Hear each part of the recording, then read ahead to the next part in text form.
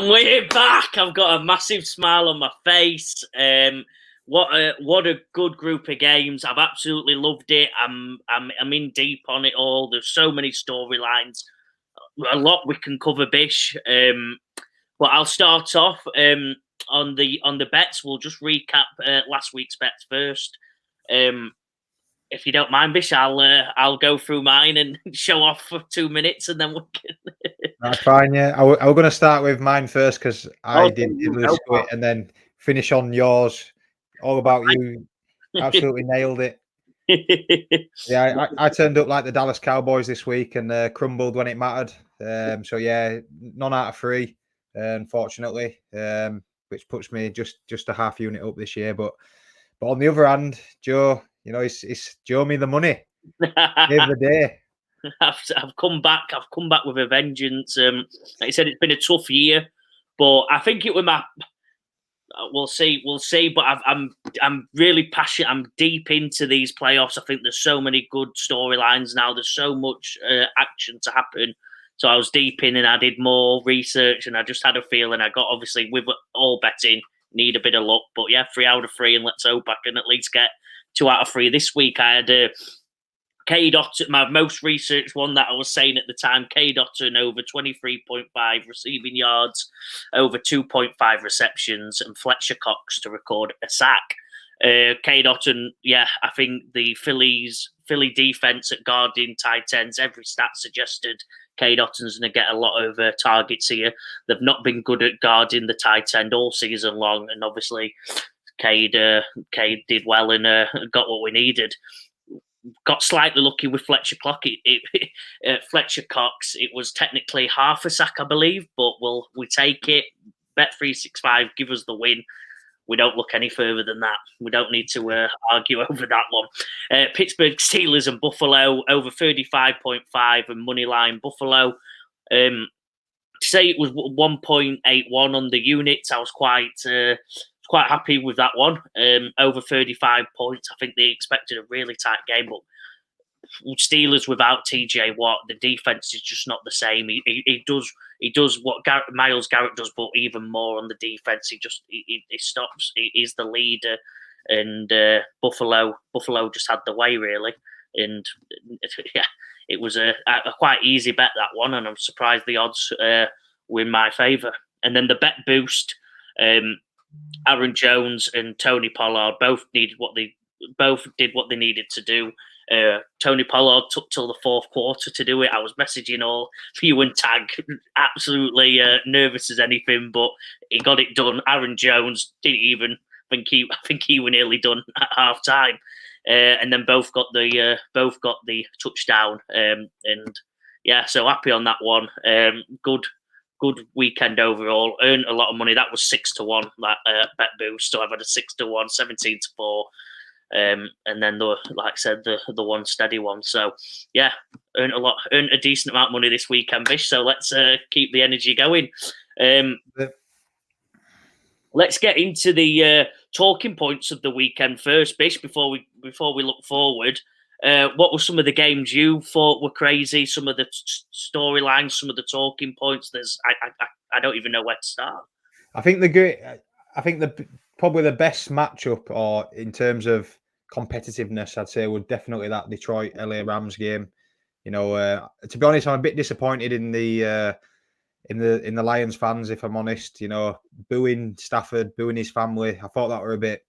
Sports fans can be fickle at times, and I think that were bad luck. But fair play to Jared Goff. I think you said he might stand up and have an unbelievable game here, and he did. To be fair, he well deserved. 3 red zone trips. They scored 3 touchdowns. The Rams only kicked 3 field goals, and that was the difference in the end. And probably for me, the biggest one was your Green Bay. What a performance that was.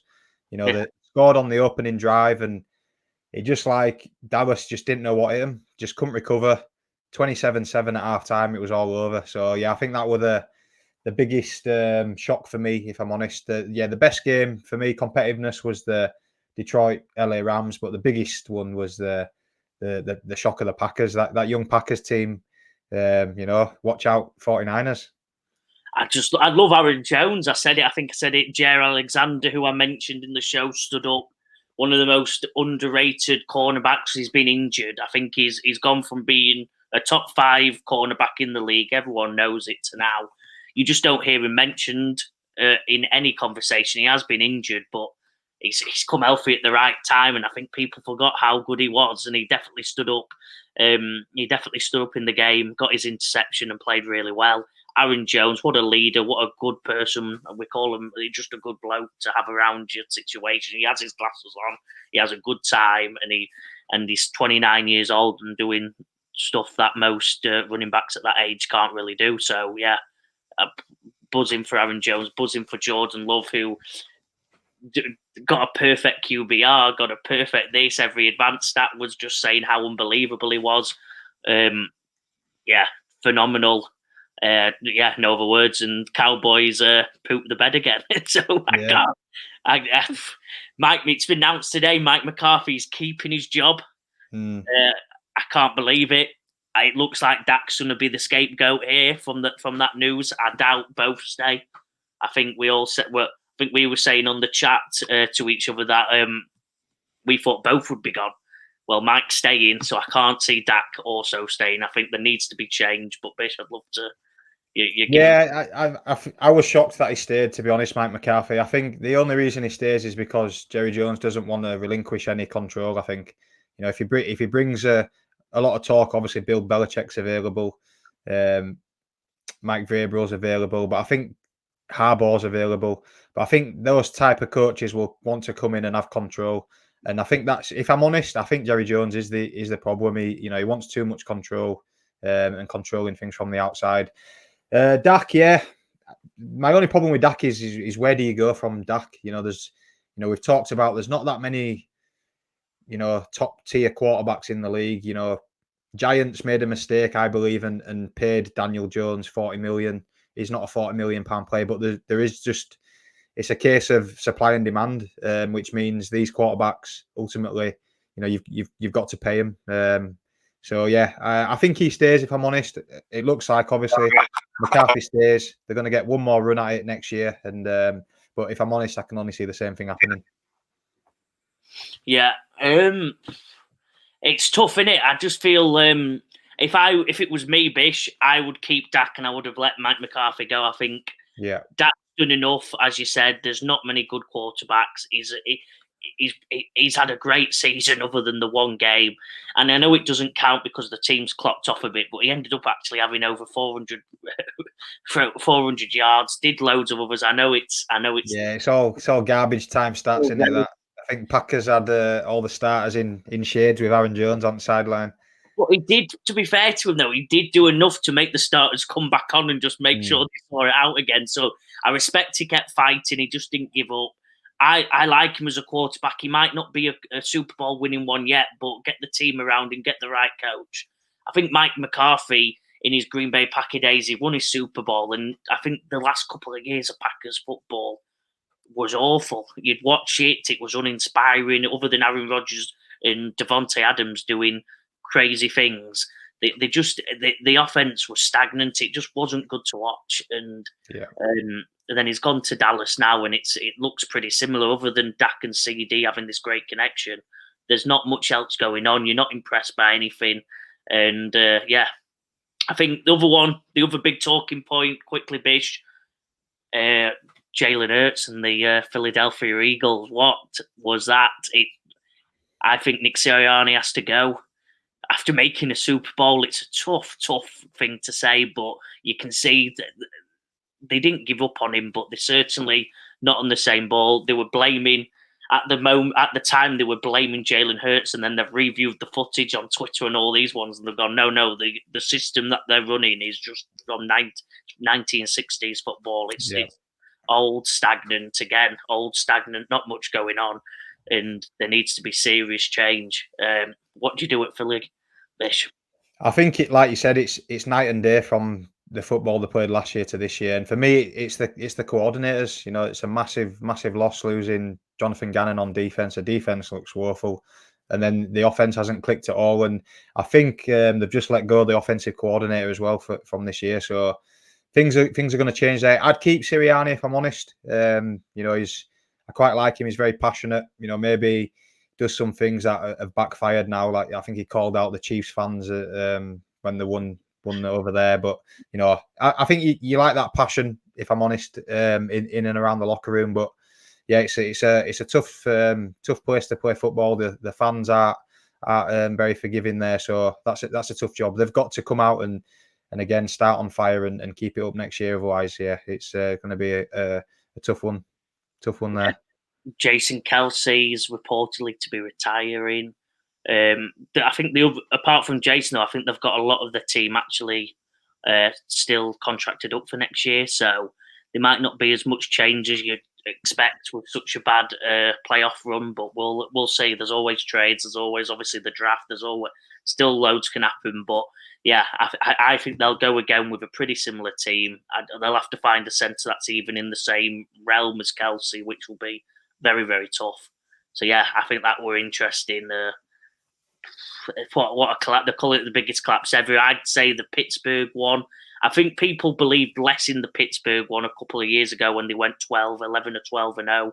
I think the vibe was that they weren't a good team. They just kept getting lucky, and then I think people started to believe in this Eagles team, myself included. But no, they did stand up when the time counted. So that one, and then I think the other last talking point is there's 2-star quarterbacks in this league now. We said there's not as many. Well, there is 2, and and one of them's a rookie, and he's at CJ Stroud. What an unbelievable game! He's just the man. We've been saying it. We said it so early on, Bish. I keep saying yeah, we said it. But what did you think to him? I thought he was phenomenal. Unbelievable. He absolutely diced up that. That's technically top 3 ranked defense in the league. What metrics you look at, you could put them top 1, you could put them top 2, but he absolutely diced them up and just made them look very average at best. For 45 points, like it's unbelievable. So much confidence. Again, no interceptions. He keeps his cool. He puts the ball where it needs to be, and he just had his way with him. So yeah, it's one where I'm looking now at the Ravens and I'm thinking that is a mouth-watering clash, that one. Last one, Bish. Sorry. Lastly, we've both got to probably put our hands up here. We were both accused of being secret fanboys of this team at a time, and it didn't pay off because Miami looked really poor out there. They looked like they weren't interested. It looked like the cold were too much for them, and it looked. I can't really. I think people have moved on from that game because it happened early on, but that probably is more talking points as much as these other teams because they just looked awful.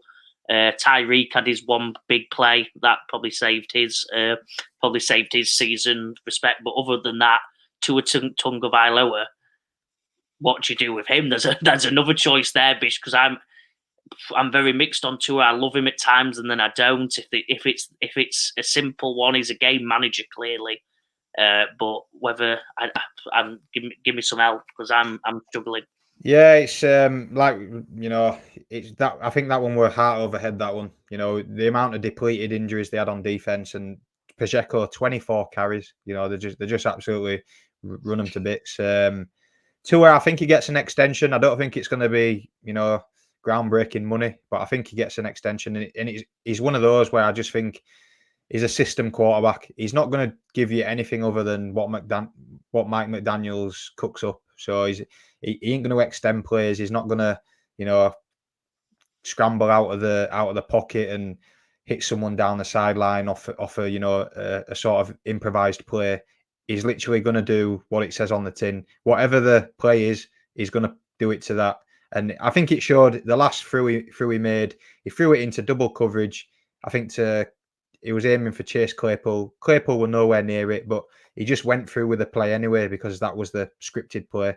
I think that's what you get out of him, which works perfectly when you're at home on a fast track in the sun, beating up teams, but in the big ones, it's going to be tough sledding for him and him.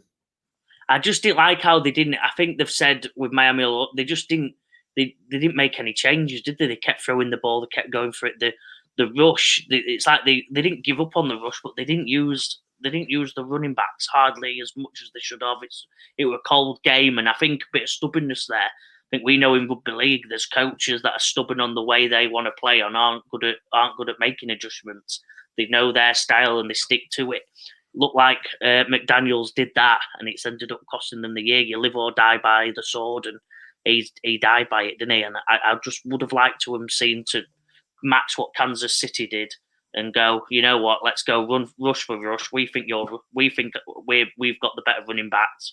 I believe they probably had the better running back, especially if they found some open space. But no, they kept with the throw, and it were too cold, and the conditions were not good enough. Yeah, and I think Mike McDaniel needs to come under a bit of flack for that, if I'm honest. I think he gets away with a lot because he's cool, hip. He's one of these geniuses. One of the young coaches, but it's more than one occasion now. What you've just said there is just one-dimensional, and if Plan A doesn't work, they don't have a Plan B. And they're not one of these teams now that can just be happy with, oh, we've made it to the playoffs. We've beat the teams we're supposed to beat. They need to be challenging because Tyreek's not around for a long time. The Bills are there in that division. The Patriots aren't going to be as bad as they were this year. Well, I hope not anyway for their sake. But and so it's going to be a tough division every year. The Jets obviously put Aaron Rodgers in there next year. They're going to be fighting as well. So you don't get many chances in year to year in the NFL, and the ones you do got, you've got to grasp them with both hands. Yeah, I completely agree. Hopefully he's learned his lesson, and we can see something different if they make the playoffs next year. Let's look forward now, Bish. Another last week. Let's look forward. I'll start off. I want your thoughts and your prediction for the game. Start off on Sunday night's game. We've got Saturday night's game. We've got the Ravens versus the Texans at 9:30 UK time. We'll all be watching. Give me your thoughts and your pick. Yeah, the Ravens off a bye, so obviously I think the starters have probably had 2 weeks off because they rested everyone against the Steelers. So you've got that adage age of are you coming in rusty or are you coming in rested, sort of thing. So it'll be interesting. I think the 9.5 point favourites in this.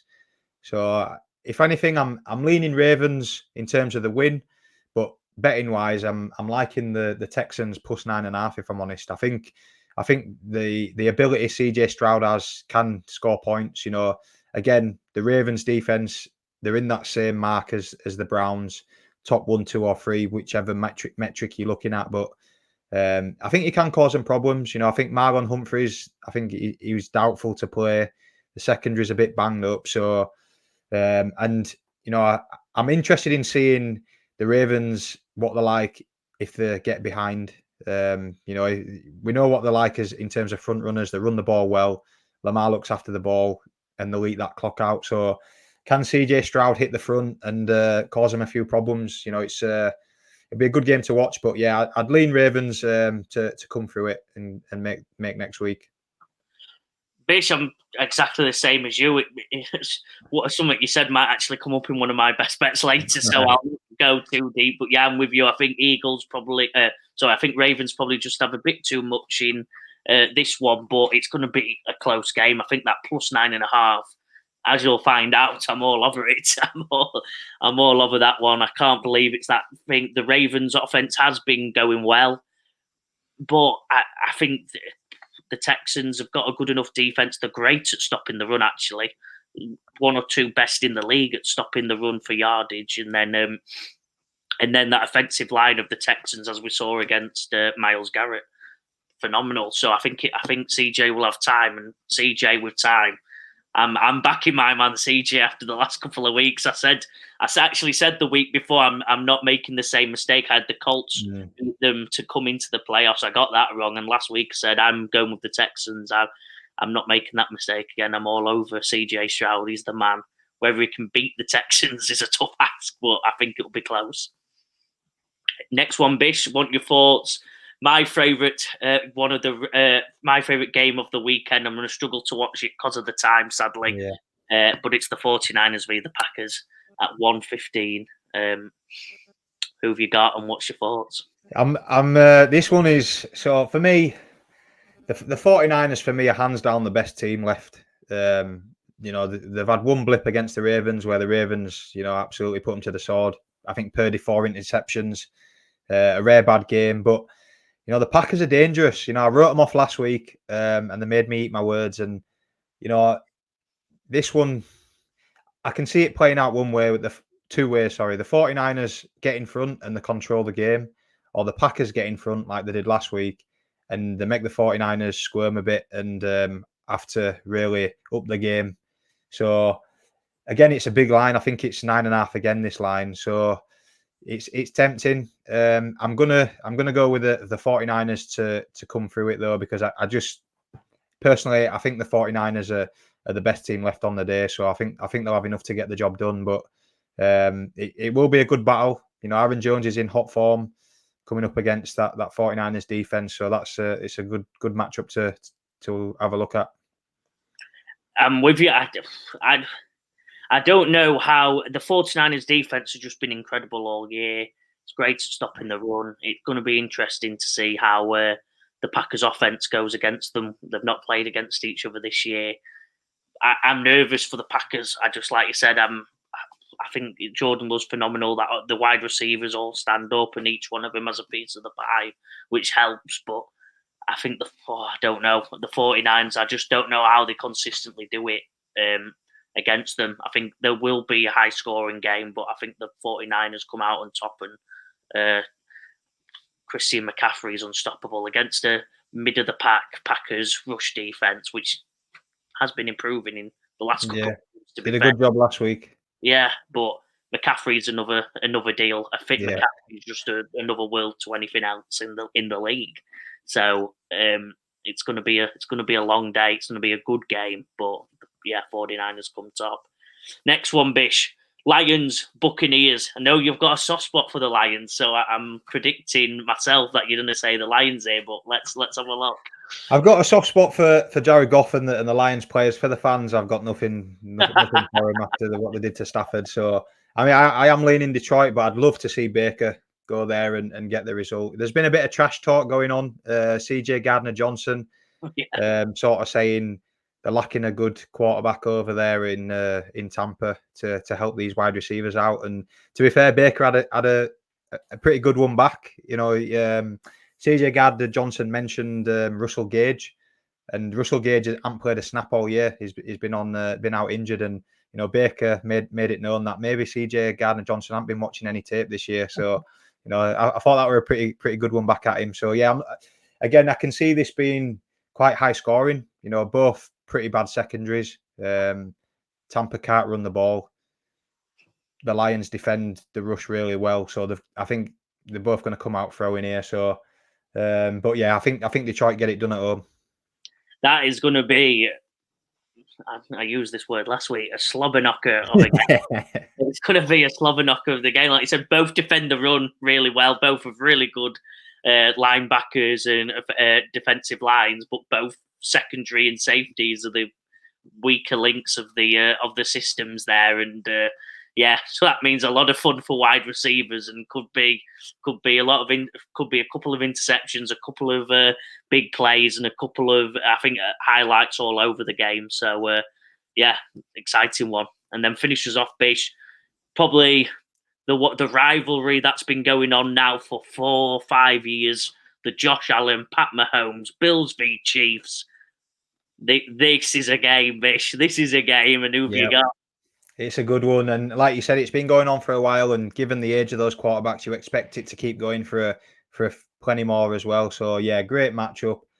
In Buffalo as well, this one. So I suppose they're both cold, so it won't make that much of a difference. Obviously, just crowd flipping really. But and the Bills are actually favourites, aren't they as well? So 2.5 favourites here. So they're very hot at the minute. I've been backing them since week 12 to win the Super Bowl. So I need a win here for the Bills. So I'm riding where my money is here, and I'm taking the Bills. To be fair, I think the Chiefs just keep doing it, don't they? And I think I don't know. Pat Mahomes is a special man. However cringe the sideline of the Chiefs are, it don't matter when you've got Pat Mahomes on the field in them big moments. Great things happen, and it's not even that. Pacheco's been unbelievable. Come out as a brilliant, tough running back, and that defense has just stood up. I struggle. I think the difference for me will be, let's see how the Bills wide receivers do. If you see them make some receptions early, I think the Bills win. If not, and the Chiefs handle the wide receivers and start to slow them down, it could be a lot. It could be a long night because other than Stephon Diggs, I don't know where. Other than Stephon Diggs, Josh Allen doing a lot with his feet. I think the Chiefs get this one. Well, I've funnily enough, this is one of my bets, so I've got a few stats on this, but I think this is a rushing game. I think we see a lot of Pacheco and a lot of James Cook in this one. So, and Josh Allen. But yeah, I think this is a very exciting one. I think it's not going to be as many points, I think, as you sort of Packers 49ers, but I think on the other end of it, it'll be a tough, exciting game, which will come down to the death, I think.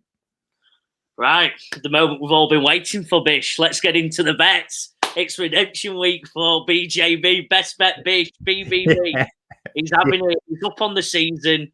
You've been going well, Bish. You've had a fantastic end to the regular season. We're not letting 1 week bring us down. Let's have it. And I'm, as I told you pre-show, I'm a bit at a crossroads. I'm normally safe and play it safe, and then halfway through the year, I started chasing some units, and I've gone to sort of bigger bets now, and I'm at a crossroads, but I'm. It's the playoffs. I'm coming swinging. I'm coming swinging. So yeah, bet one. We're going with the 49ers minus 6.5 and 27.5 team points, which comes in at 1 to 9 on your decimal and 10 to 11 fractions. And again, this is the same as last week. I'm taking on the Packers here. It didn't work last week, but this week we're trying again. And I just think the 49ers. As we've alluded to earlier, I think they're the best team currently left of the selection. Plus 9.5 is the minus 9.5. Sorry, is their line at the minute. And as always, I'm always looking to get it under a touchdown. So I've knocked it down to minus 6.5. And there's only been one game this year in their wins that has been 7 points. They all have been more than one touchdown, and that was the Rams in week 2 where they won by 7. Everyone else has been above that. So they're not a team that sort of wins game close. They blow teams out, really. Since week 9, since they're buying in week 9, they've scored a minimum of 27 points a game with their starters. The rest of them, the last game of the season. So I've disregarded that one. So, they score plenty of points. The win game's big. And that's where I'm sort of leaning on this one. We spoke about the defense, top 3 defense against in points. They only average 17.5 points a game conceded. The third against the rush, which is going to be a massive matchup against Aaron Jones in this one. And the first in interceptions. So, they put pressure on the quarterback, and the secondary is coming up with some interceptions, 22 on the year. But I think the biggest matchup in this one is you spoke about it, Joe, is the Packers' run D is 28th in the regular season. So they did a good job last week against Tony Pollard. But as we spoke about, Christian McCaffrey, I think it's a totally different dimension, up a few levels from last week. So I think he's due at, he is coming off an ankle injury, but he's had it, 2 weeks, just over 2 weeks to rest and recover. So we'll see where he's at with them. But again, you can't rule out the Packers. Just quickly on the Packers, they're rolling, they're hot. They've won the last 4. Went into Dallas, blew them out, 27-7 at halftime. The game were done. Aaron Jones he's missed a lot of the season, but it looks like he's served him well. He's come back. He looks fresh. The last 4 games straight, he's had 110 plus yards and at least 20 carries in each game. So he looks fresh. He looks hungry. He looks like a new man. He's like 5 years younger. He looks unbelievable. And again, last week we spoke about it again. I think Dallas play calling just helped him a little bit. Dallas on 2nd and long were calling running plays, and Pollard were getting 1 or 2 yards, which leads to 3rd and long. They just looked very one-dimensional. with the 49ers, I don't think we'll see that. We've got Debo, we've got Ayuk, Kittle, McCaffrey. I just think the amount of variation that they can throw in there will just be a totally different offensive sort of aspect to deal with than it was last week. But again, who leads from the front, I think, determines this game. If the 49ers get that first score, get in front, I think they'll win this sort of at a canter. And, I think this comes in quite comfortably. If the Packers hit the front like they did last week, they win that toss and get some points on the board, then I think we're in for a tougher game here. But just because I think 49ers are the best team left, I think they do the job here quite comfortably. So 49ers -6.5 and plus 27.5 team points. Like it, Bish. I've got one on the other side of the ball. My next bet's actually for the Packers, but it's not disregarding both of these points. I don't think the Packers will win. I think 49ers will end up winning it comfortably. But do I think it will be a high-scoring game, as you've alluded to here? Yeah, I'm all with you. I think the 49ers Super Bowl at a minimum. Obviously, once you get to the Super Bowl, it's a coin toss, and it's who shows up on the day with the pressure. But I think they're the team that get there, and yeah, I'm with you. I think there'll be a lot. I just think there'll be a lot of points scored. McCaffrey's going to run wild on the Packers rush day. So yeah, a lot of points, a lot of fun plays, and yeah, with you on this one. Let's start the weekend off well, Bish. I hope so. I need it. Well, I'll match you from the same game. My bet's on the Packers side of the ball as a Packer fan, but as I said, none of them are disregarding your one. They probably even back yours even more up. So I've got it's a treble. I've gone 2 trebles and a double. I'm going large. I've got Aaron Jones. I'm going back to the well, actually, again, similar to last week. Aaron Jones, his line for rushing and receiving yards is 89.5. I know that San Francisco 49ers defense is a lot better. Well, actually, statistically, it's not miles better than the Dallas Cowboys. It's not miles better than these other ones. I think that they're going to go to the well. Packers use Aaron Jones a lot.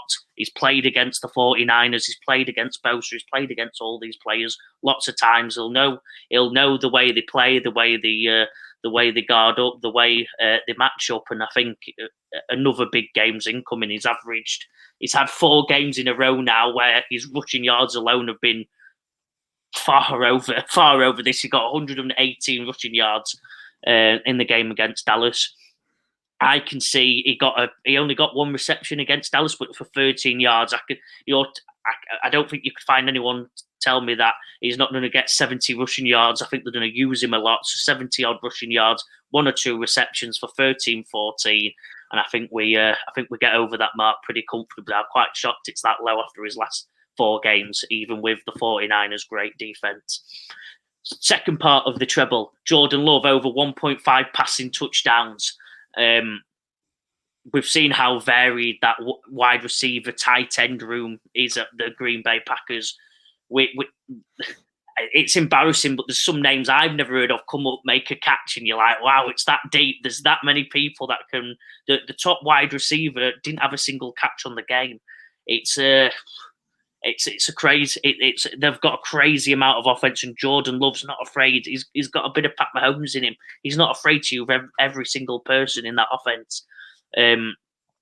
I can see him match. I can't see them winning, but I can see that Jordan Love getting a couple of throwing touchdowns here and passing touchdowns here, and keeping it at least competitive with the 49ers. And then the last one's probably the one I'm most looking forward to is over 1.5 rushing touchdowns in the game. I clicked on the line and I saw this one. Didn't do loads of research onto this. This one's not backed up by research. This one I just saw and went, the line's 1.5 rushing touchdown. McCaffrey's averaged nearly a touchdown every game. Along with how well Aaron Jones is playing, you can't. I think Green Bay Packers. I think McCaffrey might get 2 or 3 rushing touchdowns alone. Never mind what the Packers do on their side of the ball with Aaron Jones. I was really shocked about this. Maybe I'm wrong. Maybe I've gone with my heart and my thought over what the stats say here. But I chucked that in just to add some more odds to, because I think that's a really low lie for two teams that have such a good rushing game. So I've chucked it in with to make a nice treble and an exciting one for the game. Nice, yeah. The stats suggest. Obviously, for his last 4 games, he's been over 110 yards. That's just rushing. So if you add receiving into that as well, gives him plenty of scope there.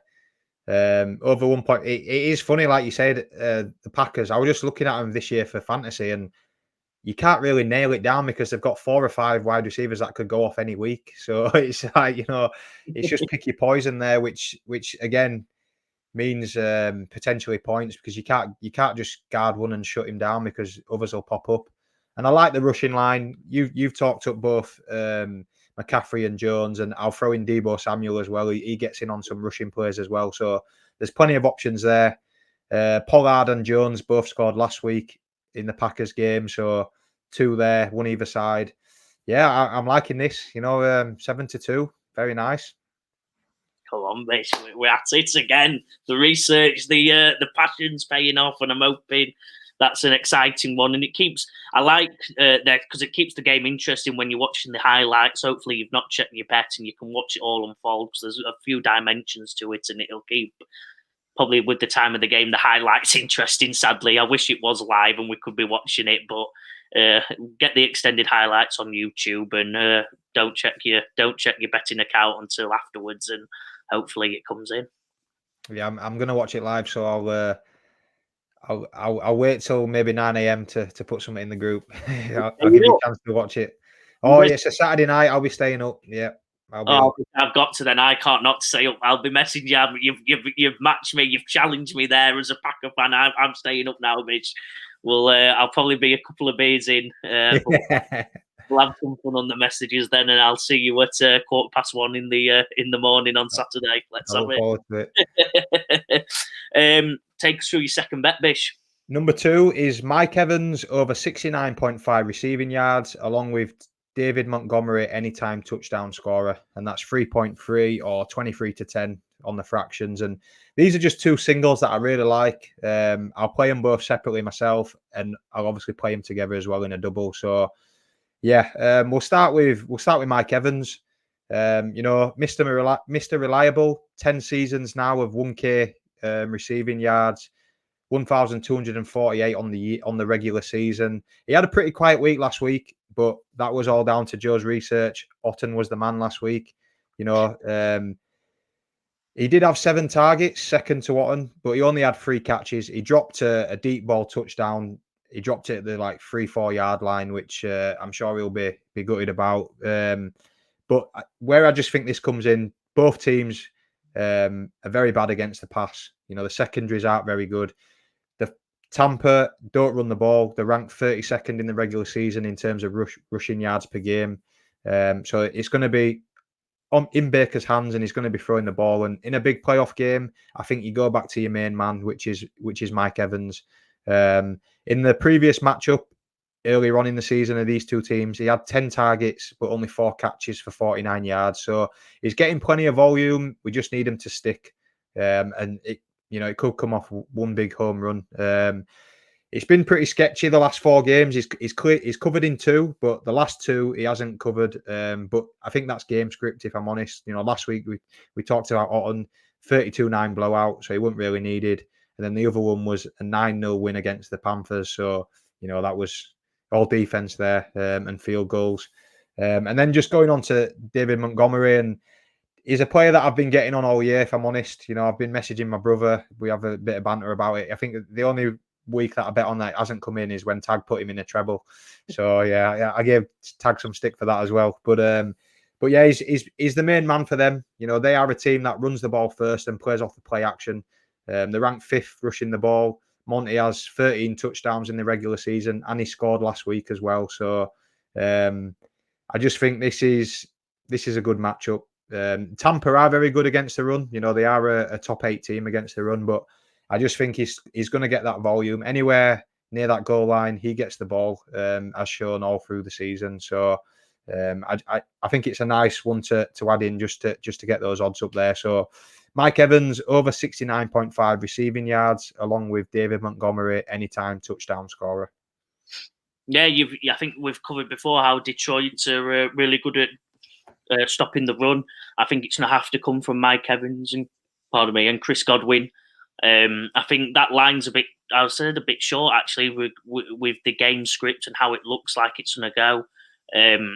I think that's an overreaction to what's happened in the past, and that'll be obviously it's still fairly high, so he's going to have to get his catches in, but he targets every week.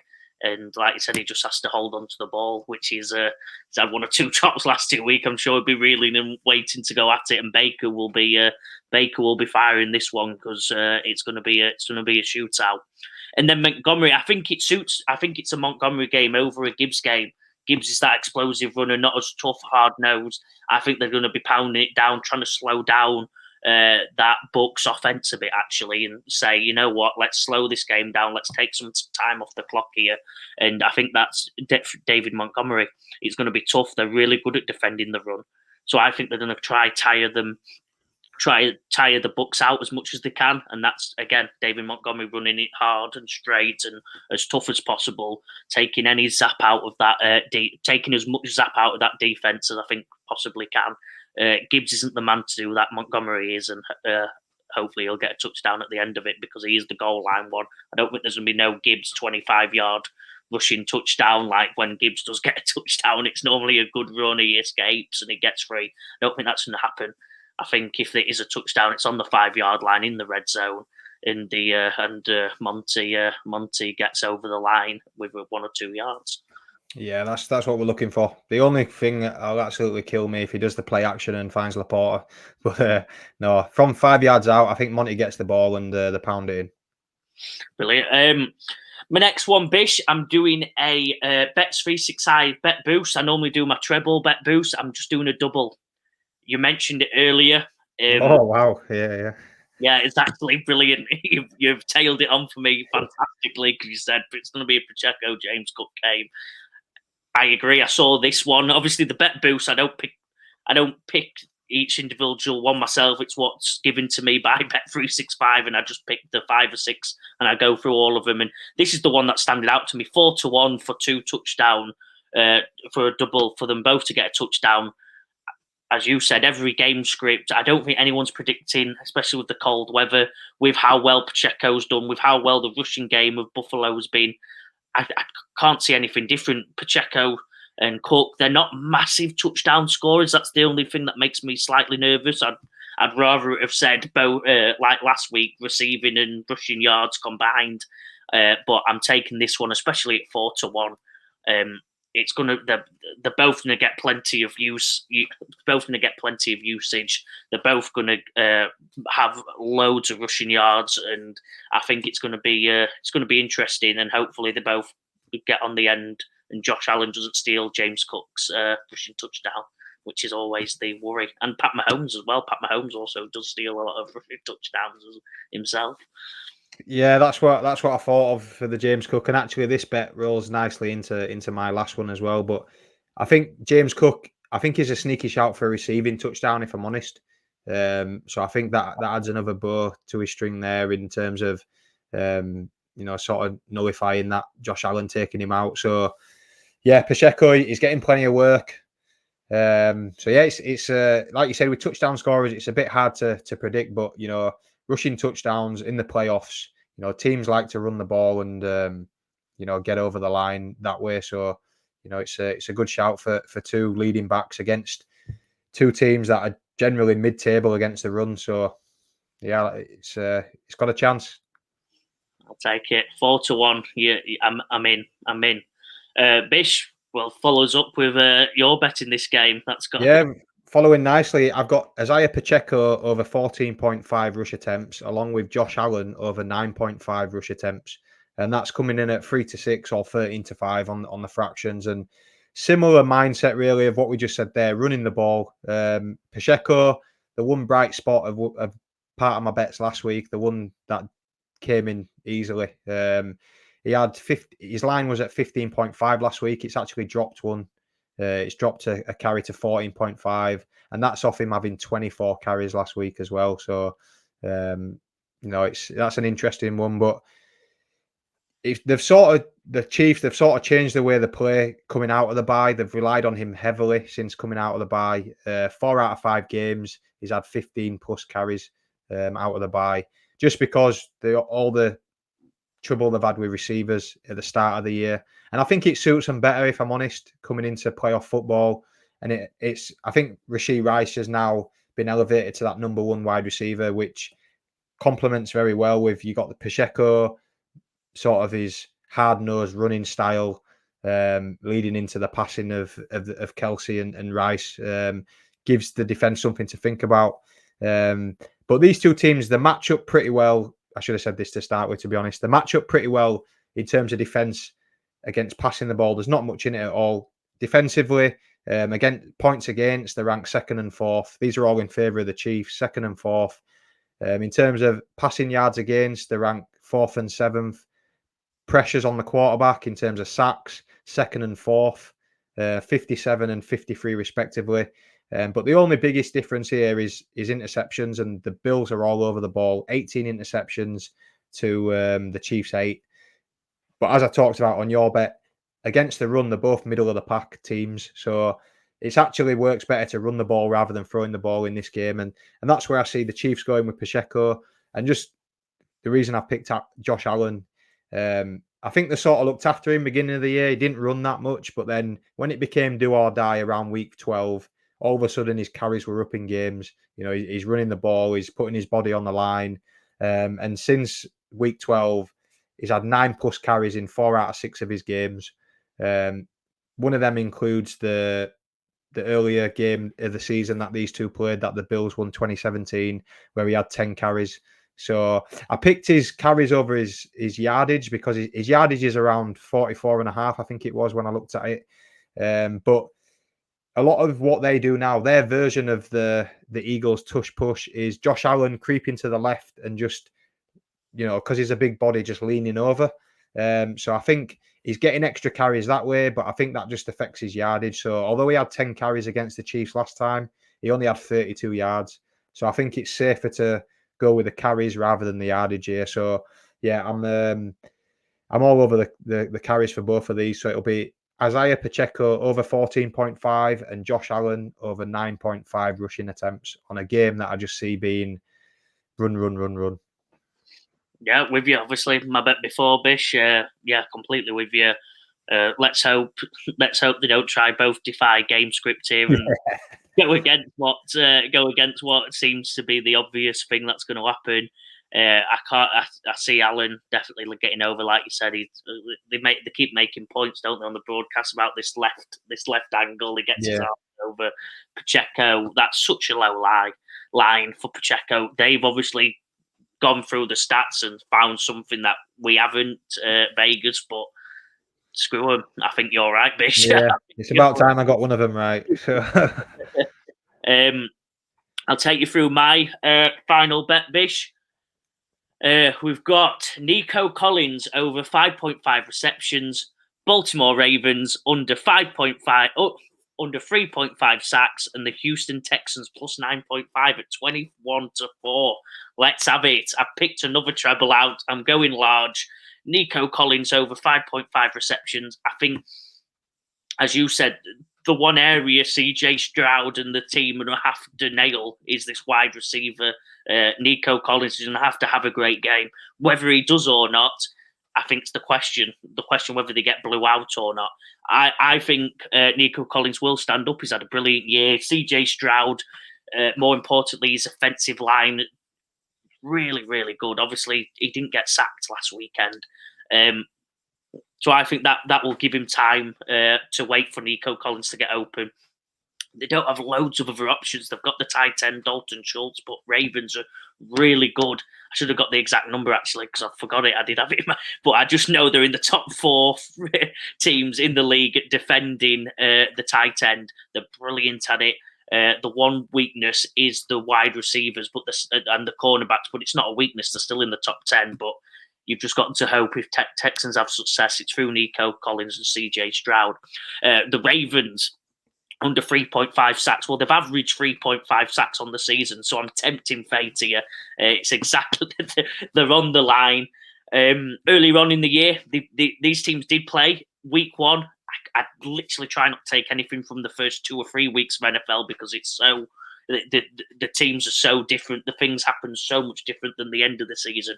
But again, they didn't get anywhere near this. I think they got 1 sack in the first game of the year. That offensive line of the Texans is so impressive, and I think that's what allows CJ Stroud to look so good. I don't think they get 3.5 sacks. I think they have loads of pressures. They get there, they get close, they get 1 or 2 sacks, but basically they need 4 sacks to get here, and I don't think they do. I think that's a large number for such a good offensive line and a quarterback that's got better pocket presence than many I've ever seen. As good, the saying is, he looks like Tom Brady out there. I think who was it on a podcast?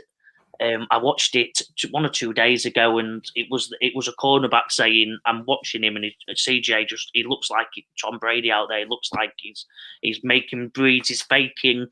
The quarterback, a lot of cornerbacks watch quarterbacks' body language, the way they're angled, the way they think to make their reads on defense, and they said it's just he plays with you. He's that good. He's that advanced for his age. I don't think they get the sacks. And then finally, the Texans, they keep it close here, Bish. The Ravens have been brilliant the last couple of weeks on offense, averaged over 30 points. But I think the Texans can go toe for toe. I think a lot of it will be whether Devin Singletary opens it up and has a good rushing game. He's had an up and down year, but he's finishing strong.